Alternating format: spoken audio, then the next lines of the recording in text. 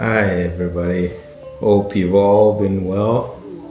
As you can see, we're well. We're doing well. We've been now, how many days since we came out of the hospital? Oh, I don't remember. I think we're on the 23rd. 23rd. So 23 days since we had the procedure, right? 23 days? 25 actually. 25 days since my wife got the C-section, and our little boy came to our little boy was born. You know, we figured like, okay, what sort of follow-up video do we make? So we needed like just a few things to give us a direction on how we speak. The first thing that we're going to talk about is the hospital experience. I'm going to let my wife talk about her side of the story, and then I can touch up on mine, and then we'll go on from there. It was great. I loved it. I thought I could go natural without the epidural, but then it was too painful. I don't know how people do it. Maybe the next one I should try. This time there were a lot of complications. I tried to go till 4 centimeters, I think, without epidural. I think, yeah. But then it was too painful. I couldn't breathe.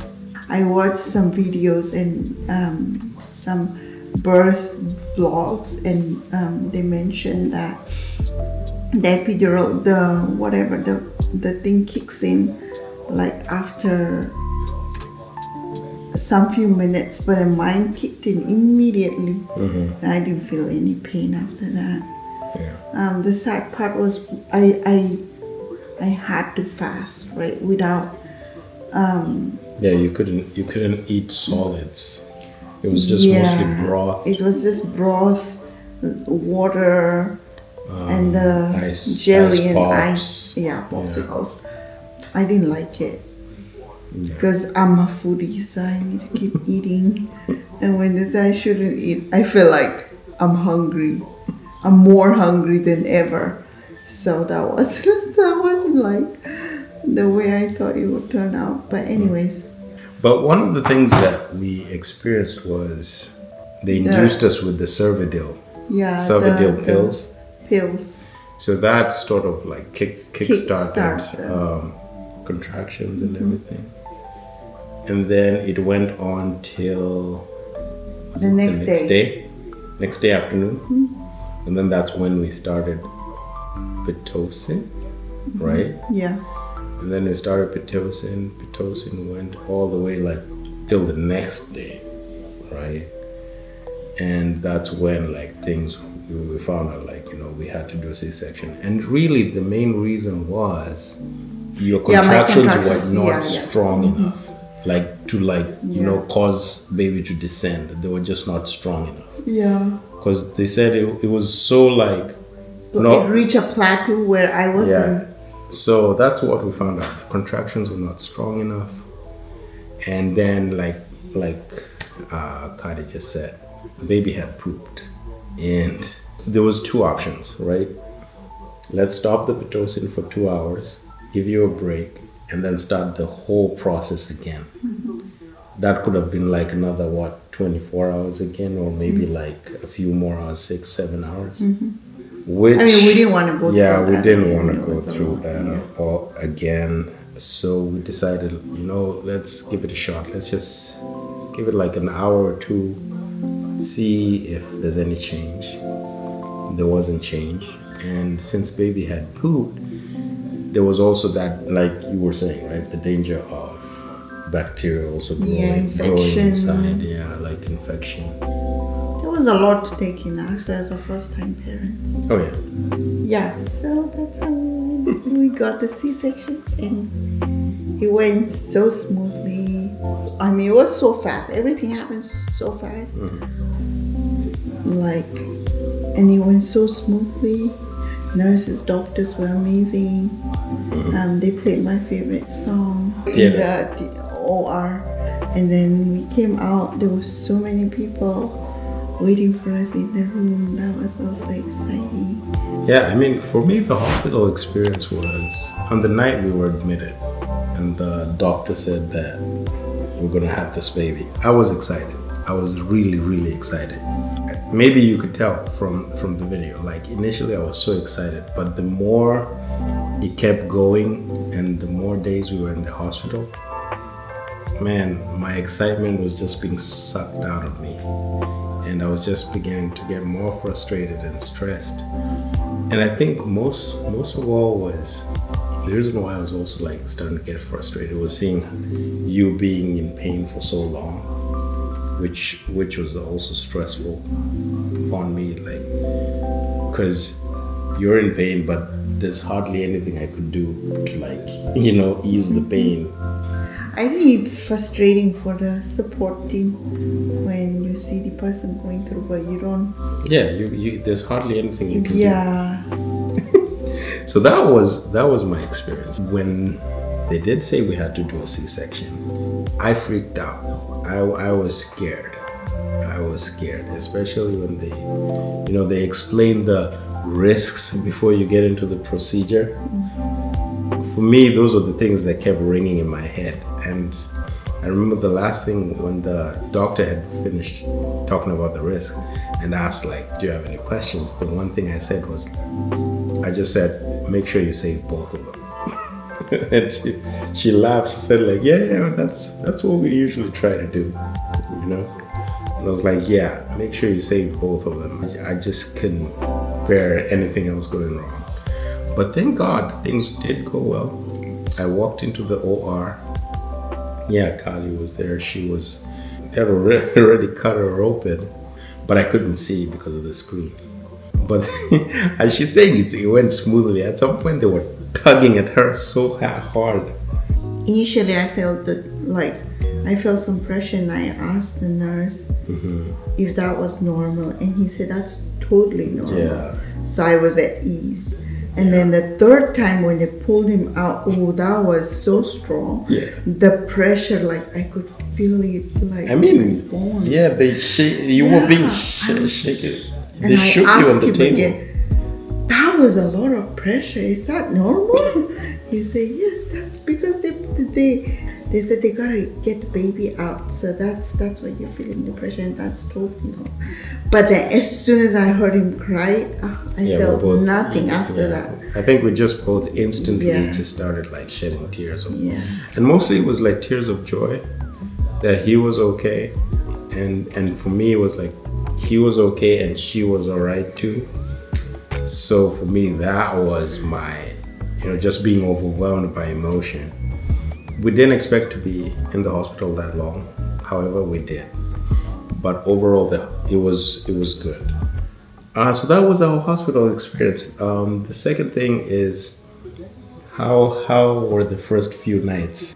We were just operating in zombie mode. I was in pain, uncomfortable, but then you have to take care of him. So you pull yourself up and just do things as it comes.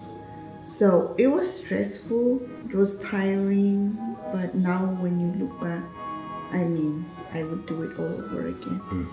Yeah. First few nights, especially till today, it hits 9 p.m. and that's like his wake up window. And the first few nights, I'd say the first 2 weeks really, he would be awake from 9 to around 12, 1, 2. We're both sleepy, but we could not sleep. It was just insane, but I think you started getting sick yourself. You got ulcers. Yeah, the canker sores and stuff. Yeah. And then he's now making all the sweet sounds. We love that. The next day, I think I told my wife, I was like, how are we even operating right now? Because back then, before we had a baby, oh man, we couldn't. There's just no way the next day we would be even functioning. Yeah. But it's like we're functioning, and how is it even happening? I know. So some days you wouldn't even take a nap in the afternoon. I know, right? That's so unlike you. But that has been the thing. Right now he's starting to sleep longer, right? Which is good. Yeah, like 4 hours, sometimes 5. But on average, like 4 hours, because he's now feeding more, stays full longer, which is great. Talk about your recovery. How's the recovery been? I've not had any surgery before, so I don't know about recovery from surgery, but it's better than I anticipated. I thought the pain would last for like months, but then I'm functioning like I used to, but like close to how I used to be, and my wound has healed. There's no complications, but yeah, I'm limited. When I say limited, like I can't stand for long, I can't pick up stuff. Vacuuming is not easy, because the other day I tried vacuuming and then I started having pain. And then walking is not as easy as it used to be. It still hurts. Now I'm in my 3rd week in 3 days. Yeah, so but it's better than I anticipated. Yeah, which is good. I'm able to hold him, feed him, all those basic necessities I'm able to take care of, just that. Before we finish off with the last thing, I just remembered one thing. I'll say we're so grateful for our midwife, because she did tell us way before, like, hey, on the day you give birth, like, if at any point you feel like your baby is hungry and you feel like there's no production from the breast, just let the medical team know, hey, I need him to get some formula, right? And that's exactly what happened to us. Like, our supply hadn't caught up. Oh, it was zero. It was zero. And there was one lactation consultant who walked in. I felt like she sort of wanted to just earn the trophy of like, hey, I made him latch. Because she was she kept insisting. And yet, the more she kept insisting, the more frustrated we became, because we were like, no, we know where we're at. And I remember when we told them, like, yeah, we're doing formula right now. It was almost like they were in shock, like, why would you do that? But we both decided that this was the right thing for our baby. And when we will do this until such point our milk supply catches up. Right now, we're not using any formula at all, because her milk supply has caught up, and we have some stored. Right now, we have no need for formula. Yeah, we have an ample amount of breast milk that we have stored.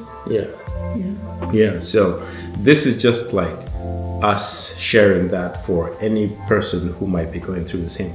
Do not feel pressured about breastfeeding if your supply isn't there.